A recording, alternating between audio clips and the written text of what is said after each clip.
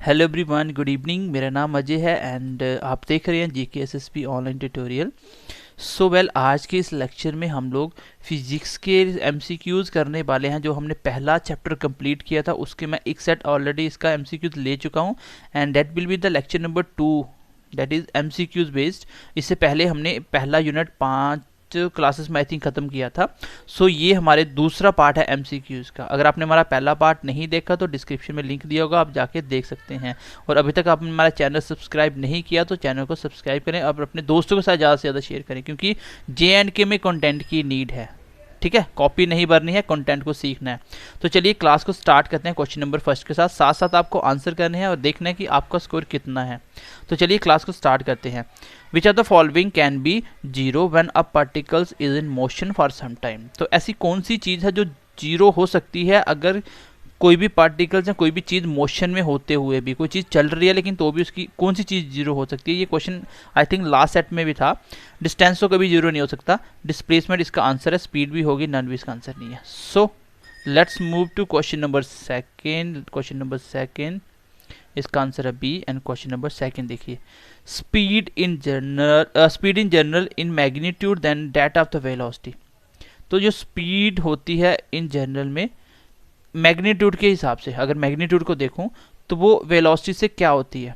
Speed का जो magnitude होता है वो वेलोसिटी से इन जनरल क्या होता है, इक्वल होता है या ग्रेटर और इक्वल होता है या स्मॉल होता है, नन होता है। तो आपको पता है स्पीड वेलोसिटी में भी जीरो हो सकती है, लेकिन स्पीड अगर चलेगी वो जीरो नहीं होगी। तो स्पीड हमेशा या तो बड़ी होगी या इक्वल होगी, क्योंकि ये एक वेक्टर क्वांटिटी है, ये एक स्केलर क्वांटिटी है। इसकी डायरेक्शन होती है, इसमें डिस्प्लेसमेंट आता है, इसमें डिस्टेंस आता है। स्पीड होता है distance per unit time and velocity होता है डिस्प्लेसमेंट पर यूनिट टाइम। दोनों मतलब एक ही है, लेकिन यहाँ पे वेक्टर क्वांटिटी है, यहाँ पे स्केलर क्वांटिटी है। ठीक है, so let's move to the question number third. साथ साथ आपको आंसर करने हैं एंड अपना स्कोर चेक करना है कि आप कहाँ पे फॉल करते हो। क्वेश्चन देखिए, देखने में बहुत बड़ा क्वेश्चन लग रहा है लेकिन बहुत सिंपल क्वेश्चन है। मैंने आपको न्यूटन्स के लॉ बहुत अच्छे से समझाए थे। डिस्क्रिप्शन में सारे लिंक होंगे, आप जाके पूरे वीडियोस देख सकते हो।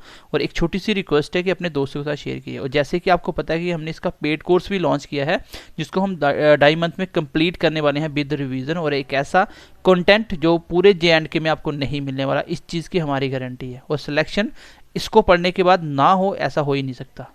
चलिए क्वेश्चन नंबर थर्ड देख लेते हैं। जो Newton's third law of motion explains the two forces namely actions and reactions coming into action when the two bodies are in contact with each other, these two forces are. तो मैंने ये question exactly as it is आपको समझाया भी था कि जो आपका फोर्स लगेगी वो अलग अलग दो ऑब्जेक्ट पे लगेगी और दोनों की डायरेक्शन कैसी होगी, अपोजिट होगी। अगर इस साइड बुलेट फायर करोगे तो बुलेट का फायर इस साइड हुआ, लेकिन झटका पीछे आपकी बॉडी पे लगेगा। तो दोनों अपोजिट होती हैं और डिफरेंट ऑब्जेक्ट पे लगती हैं। ठीक है, ये मैंने आपको बताया भी था क्वेश्चन में।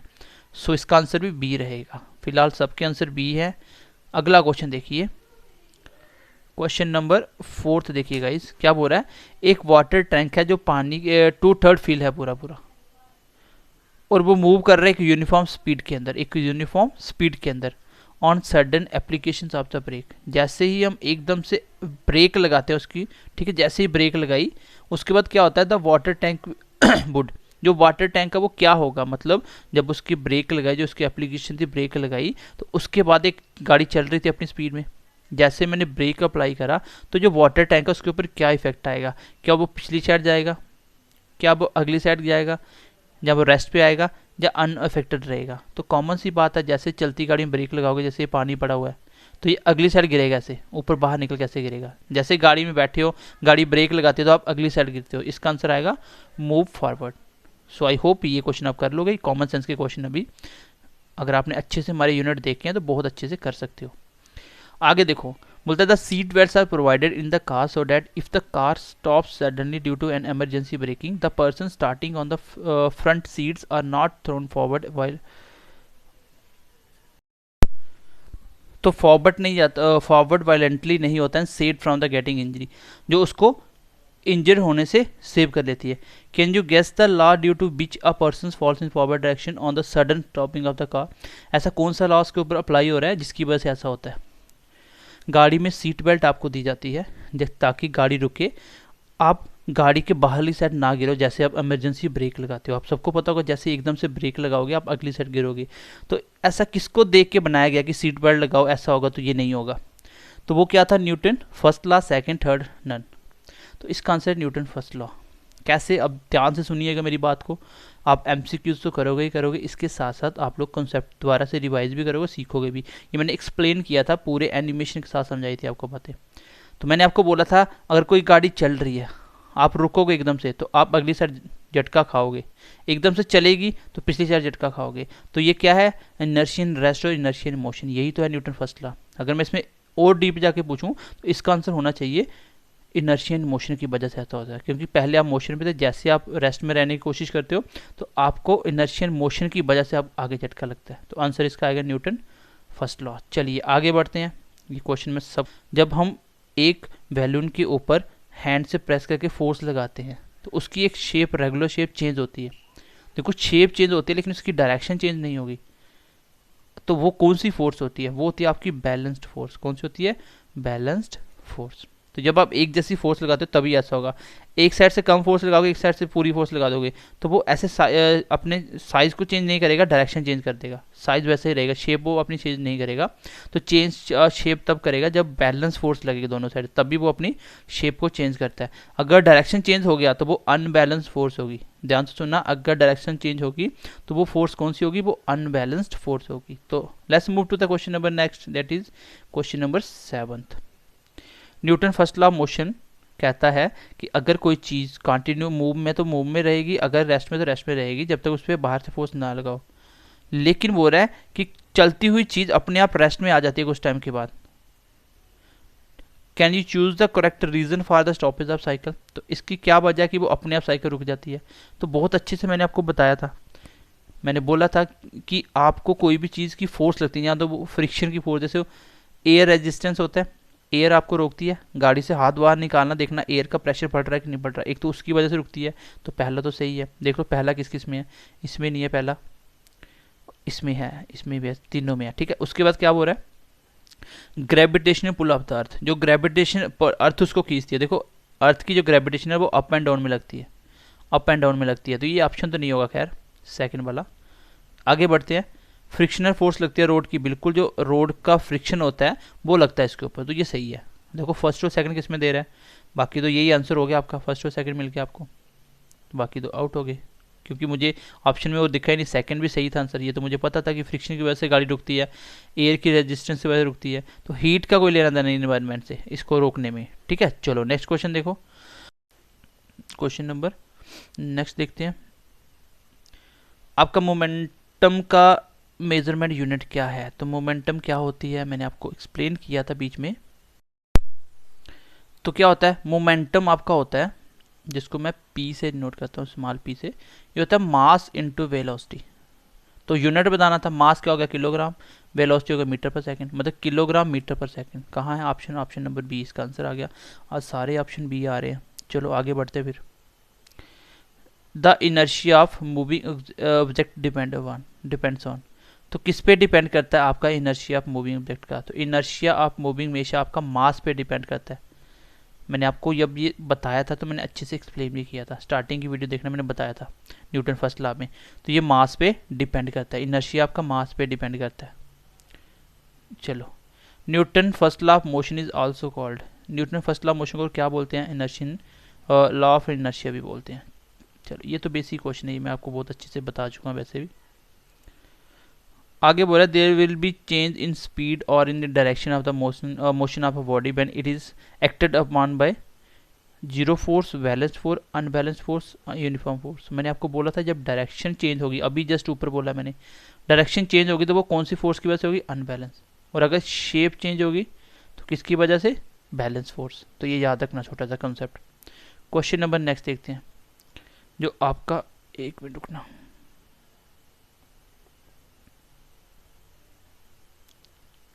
जो आपका रॉकेट होता है वो किस प्रिंसिपल पे वर्क करता है।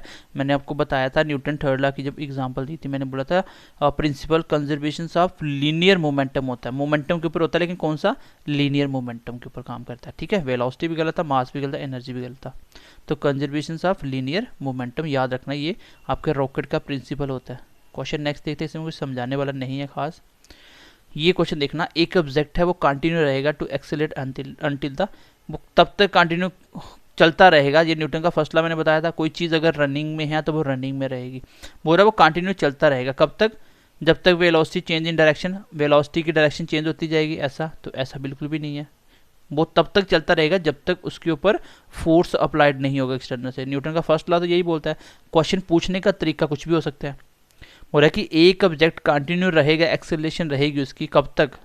तो वेलोसिटी से कोई मतलब नहीं है, वो आपको पता होना चाहिए। न्यूटन फर्स्ट लॉ बोलता है जब तक उस पर एक्सटर्नल फोर्स ना लगाऊं।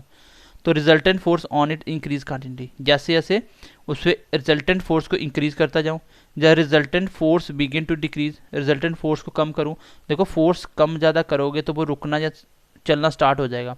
Resultant force on it zero, जब उसके ऊपर बाहर से जो रिजल्टेंट फोर्स लगा रहा हूँ वो जीरो लगा रहा हूँ, तो बिल्कुल जब उस पर जीरो फोर्स लगेगी तो चीज़ एक्सेलरेट करेगी। तो बोल रहा है ना, बिल कंटिन्यू रहेगी। कोई ऑब्जेक्ट कंटिन्यू एक्सेलरेट करता रहेगा जब तक उसके ऊपर क्या होगा, एक्सटर्नल फोर्स जो रिजल्टेंट फोर्स होगी वो उस पर जीरो होनी चाहिए। आई होप आप इसको समझ पाए होंगे। अगला क्वेश्चन देखिए, फिर क्वेश्चन नंबर 14 देखिए। What is which of the expression to find the force is correct. यहाँ पे फोर्स का कौन सा एक्सप्रेशन सही है, तो बहुत अच्छे से समझा था। न्यूटन का सेकंड लॉ ने ये बताया था, mass into acceleration. Option number A इसका आंसर आ जाएगा, सॉरी ऑप्शन नंबर बी। देखो ये डिवाइड में नहीं होता, सामने सामने होता है, मास इनटू एक्सेलरेशन होता है। आगे बढ़ते हैं, क्वेश्चन नंबर अगर एक पैसेंजर मूविंग ट्रेन के ऊपर कॉइन से टॉस करता है तो उसका जो कॉइन है वो कहाँ आगे गिरेगा? उसके पीछे गिरेगा, या उसके आगे गिरेगा, या उसके हाथ में गिरेगा, या on the side of the train गिरेगा? तो आप जब गाड़ी में कोई कॉइन टॉस करके देखना तो वापस हाथ में भी आएगा, क्योंकि जैसे आप मूव कर रहे हो वैसे वो भी मूविंग डायरेक्शन में था। तो आपका जो सिक्का है वो आपके हाथ में ही गिरेगा, वो आगे पीछे नहीं जाएगा। आप बस में, चलती बस में ऐसे करके कॉइन टॉस करना, देखना कि सिक्का पीछे जाता है, नहीं जाएगा, वो आपके हाथ में आके गिरेगा। ठीक है, चलो अगला क्वेश्चन देखो। ये क्वेश्चन थोड़ा सा अच्छा है। Qualitative definition of force is given by. जो क्वालिटेटिव डेफिनेशन है फोर्स की, एक तो हो गया ना सीधा सीधा फोर्स क्या होती है, लेकिन उसका जो क्वालिटेटिव डेफिनेशन थी उसकी, जिसको हमने न्यूटन फर्स्ट लॉ में यूज़ किया था, तो वही उसने पूछा था ये कौन सी लॉ की है, क्वालिटेटिव डेफिनेशन। बाकी फोर्स क्या होता है ये निकाला तो न्यूटन सेकंड लॉ में बताया था, लेकिन उसकी जो क्वालिटेटिव डेफिनेशन थी जिसको हमने एग्जैक्ट यूज़ किया था न्यूटन फर्स्ट लॉ में, जब बाहर से एक्सटर्नल फोर्स लगाओगे तो मोशन की चीज़ रेस्ट में आ जाएगी, रेस्ट की मोशन में चली जाएगी, ये हमने बताया था। तो इसका आंसर न्यूटन फर्स्ट लॉ है। ये थोड़ा सा देख लेना, क्वालिटेटिव डेफिनेशन इसकी फर्स्ट लॉ है। आगे देखो question number 17।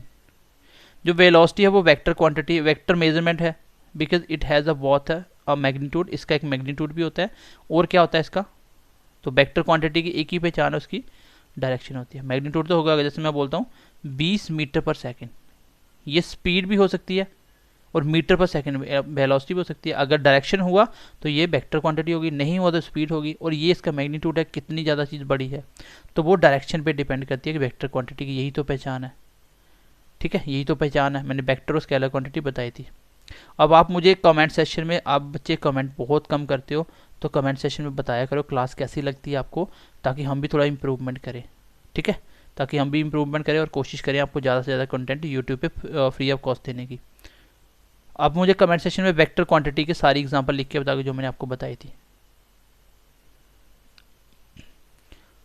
Slope of velocity time graph gives, जो आपका वेलोसिटी का और टाइम का जो ग्राफ होता है वो क्या बताता है, तो वेलोसिटी पर यूनिट टाइम मुझे क्या बताता है, एक्सेलरेशन बताता है। आई थिंक ये क्वेश्चन पहले भी आया था, तो ये तो बिल्कुल आसान क्वेश्चन है। क्वेश्चन नंबर नेक्स्ट देखिए। इसमें कौन सी स्टेटमेंट है जो करेक्ट है रिगार्डिंग वेलोसिटी और स्पीड की, तो ध्यान से पढ़ना क्वेश्चन। क्या बोल रहा है, velocity of a moving body is always higher. तो मूविंग बॉडी की वेलोसिटी कभी भी स्पीड से ज़्यादा नहीं होगी, या तो इक्वल होगी या कम होगी। स्पीड हमेशा ज़्यादा होती है क्योंकि वो स्केलर क्वांटिटी है। आगे देखो, speed of the moving body is always higher, तो हमेशा हायर नहीं होती, कभी कभी इक्वल भी होती है, तो ऑलवेज तो दोनों साइड गलत हो गया। आगे बोल रहा है, speed of a moving body is its velocity in a given direction. जो स्पीड होती है बॉडी की, जो स्पीड होती है, क्या वो वेलोसिटी के अंदर पूरी पूरी होती है? बिल्कुल नहीं होती, क्योंकि वेलोसिटी कम होगी तो स्पीड अगर ज़्यादा होगी तो वो स्पीड इसके अंदर नहीं आएगी। एक्चुअली आपका ऑप्शन नंबर डी सही था। कैसे? जो velocity of the moving body है is its speed in a given direction, जो वेलोसिटी है उसी की स्पीड से गिवन डायरेक्शन में, मतलब ऐसे समझ लो कि स्पीड के अंदर वेलोसिटी आ जाती है, और ऐसा जरूरी नहीं कि वेलोसिटी स्पीड के अंदर होगी, ठीक है, वेलोसिटी डायरेक्शन पे डिपेंड करती है। तो ऐसे भी याद कर सकते हो क्वेश्चन का आंसर क्या होगा। थोड़ा सा अच्छे लेवल का क्वेश्चन था, ये समझने वाला क्वेश्चन था। आगे देखते हैं क्वेश्चन, और इसका मैंने एक क्वेश्चन करवाया था कि स्पीड और वेलोसिटी का रेशियो क्या होगा, इक्वल और लेस देन ग्रेटर होगा, जहाँ तो वेलोसिटी इक्वल होगा जहाँ हमेशा ज़्यादा होगा। देखो स्केलर क्वांटिटी हमेशा वेक्टर से ज़्यादा होती है, ये चीज़ याद रखना।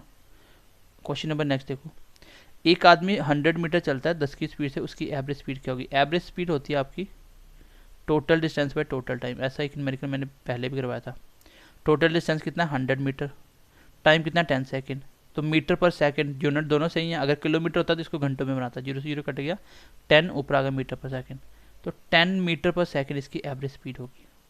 10 मीटर पर सेकंड ऑप्शन में, ऑप्शन नंबर सी। अब यहाँ पे आपको एक क्वेश्चन मिलने वाला है, क्योंकि न्यूमेरिकल आपको पता होना चाहिए ना, एवरेज स्पीड होती क्या है, total distance by total time इसकी एवरेज स्पीड होती है, ठीक है। चलो अगला क्वेश्चन देखते हैं, क्वेश्चन नंबर 21।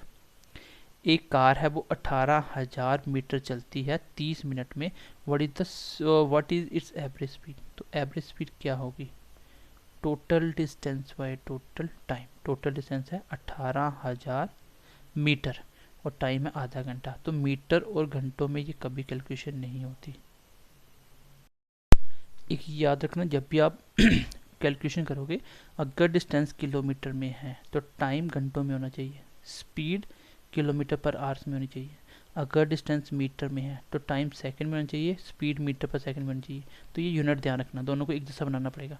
ये मीटर है, इसको किलोमीटर बनाते हैं, तो 1000 मीटर में 1 किलोमीटर होता है, तो 18,000 में 18 किलोमीटर होगा, और नीचे 30 मिनट है, 30 मिनट है, 30 मिनट का मतलब इसको घंटे बना लो, 1/2 घंटे बना सकता हूँ। ये किलोमीटर, ये घंटे, सही हो गया किलोमीटर पर आवर्स।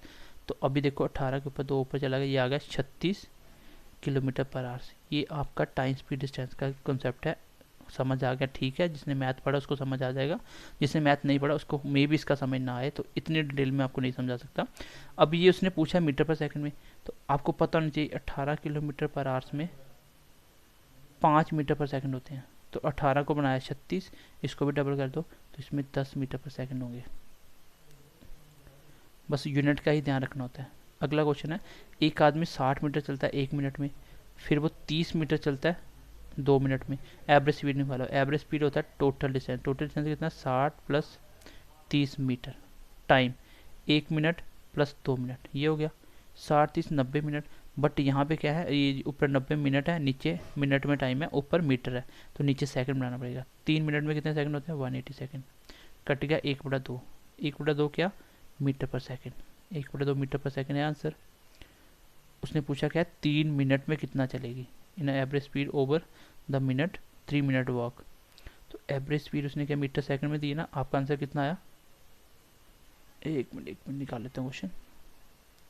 ये मीटर, हाँ ये भी मीटर, ठीक है, मीटर मीटर हो गया, और टाइम है मिनट में, तो 90 मीटर हो गया टोटल, और टाइम है 3 मिनट मतलब 180 सेकेंड, ठीक है। 1/2 मीटर पर सेकंड आएगा आंसर, 1/2 मीटर पर सेकंड ऑप्शन है कोई, 1/2 मीटर पर सेकंड ऑप्शन है कोई, और 5 मीटर सेकंड नहीं होगा, 1 मीटर सेकंड नहीं होगा, ये सारे गलत है।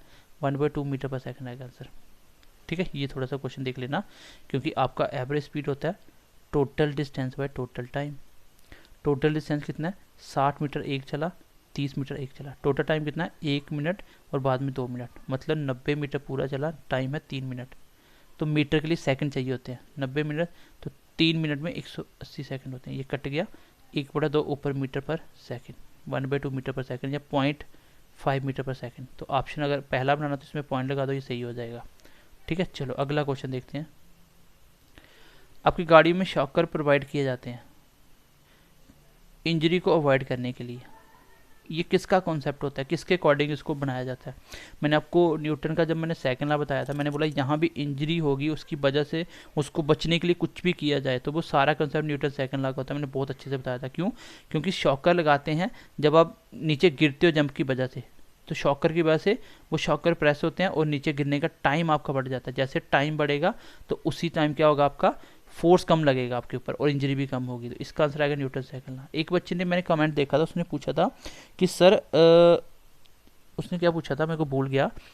उसने पूछा था कोई चीज़ अगर ऊपर से आ रही है, कुछ ऐसा नहीं था। देखो उसको, उसका आंसर ये था कि चीज़ का टाइम ज़्यादा कब कम ज़्यादा करना, जब आप उस पर फोर्स लगा चुके होते हो, उसके बाद जब आपने ज़मीन पे गिरना होता है, उसके बाद जो एक्स्ट्रा टाइम लगता है उस टाइम को बढ़ाने और कम करने की बात हो रही है।